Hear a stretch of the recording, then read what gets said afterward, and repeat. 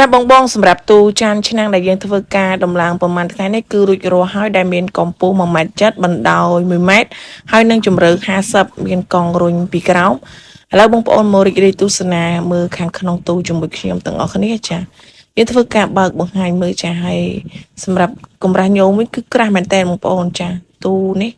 ចាហើយសម្រាប់តជីទ្វារយើងប្រើជាខ្សែវែងដូចចានេះមានលក្ខណៈស្រួលហើយយើងទាញមិនក៏វាអត់យឺតដាច់ដែរតជីទ្វារចាឥឡូវខ្ញុំបើកល្វែងខាងនេះមួយទៀតបងប្អូនចាហើយសម្រាប់ខាងក្នុងវាវិញគឺមានលក្ខណៈទូលាយចាយើងអាចដាក់ជាចានឆ្នាំង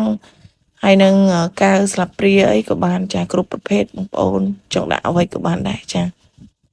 ហើយស្រស់ស្អាតមែនតើចាទូនេះមានលក្ខណៈធន់មាំចាបងប្អូនធ្វើការកំងជាទិញម្ដងគឺប្រើបានរាប់ឆ្នាំចា